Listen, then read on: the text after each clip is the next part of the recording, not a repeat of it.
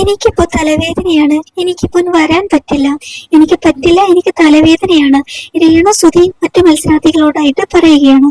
ആ സമയത്ത് അഭിയും അപ്പാനി ശരത്തും വെറുതെ വിടുന്നില്ല. രേണുവിന് ഇപ്പോൾ തലവേദനയില്ല, അവിടെ പോയിരിക്ക്, വാ വാ എന്ന് പറയുന്നുണ്ട്. പക്ഷെ രേണു വിട്ടുകൊടുക്കുന്നില്ല.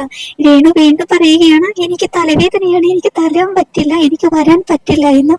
അത്രയും സൗണ്ടോട് കൂടിയാണ് രേണു പറയുന്നത്. മറ്റു മത്സരാർത്ഥികളെല്ലാം ചിലരെല്ലാം ഇങ്ങനെ തടുത്തു മാറ്റുന്നുണ്ട്. ഇടക്ക് അപ്പാനി ശരത്ത് ചിരിച്ചുകൊണ്ട് അപ്പുറത്തേക്ക് പോകുന്നുണ്ട്. നിനക്ക് തലവേദനയൊന്നുമില്ല, വെറുതെ നുണ പറയുകയാണ്, നിനക്ക് മിനിറ്റിന് തലവേദനയാണോ, അതെന്ത് തലവേദന എന്നൊക്കെ പറയുന്നുണ്ട്. അങ്ങനെ വീണ്ടും അഭി നിർബന്ധിച്ച് വിളിക്കുന്നുണ്ട്. പക്ഷേ രേണുസുതി ഉണ്ടോ, വിട്ടുകൊടുക്കുന്നു. രേണുസുതി പറയുകയാണ്, എനിക്ക് വരാൻ പറ്റില്ല, എനിക്ക് തലവേദനയാണ് എന്ന്. ആ സമയത്ത് അനുമോൾ മരണമാസമായിട്ടാണ് അടുത്തേക്ക് വരുന്നത്. അതുപോലെ തന്നെ നമ്മുടെ ആദിലയും നോറയും അടുത്തേക്ക് ഓടി വരുന്നുണ്ട്. അവരെല്ലാവരും തന്നെ രേണുവിനോടായിട്ട് പറയുന്നുണ്ട് തലവേദന ഇല്ല എന്ന്. ആ സമയത്ത് അനുമോൾ മരണമാസമായിട്ട് ഒരു ഡയലോഗ് അടിക്കുന്നുണ്ട്. രേണുവിന് തലവേദന ഇല്ല ആൾ ഇങ്ങനെ ഒച്ച വെക്കില്ല, ഇങ്ങനെ ഒച്ച വെച്ച് സംസാരിക്കില്ല എന്ന് രേണുസുതിയോട് നമ്മുടെ അനുമോൾ പറയുന്നുണ്ട്. മരണമാസമായിട്ട് തന്നെയാണ് പറയുന്നത്.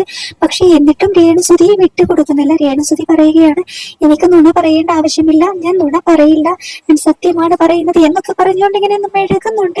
പക്ഷെ എന്നിട്ടും അനുമോൾ വിട്ടുകൊടുക്കുന്നില്ല. അനുമോൾ അവിടെ കയറി ഗോളടിച്ചു എന്ന് വേണം പറയാനായിട്ട്.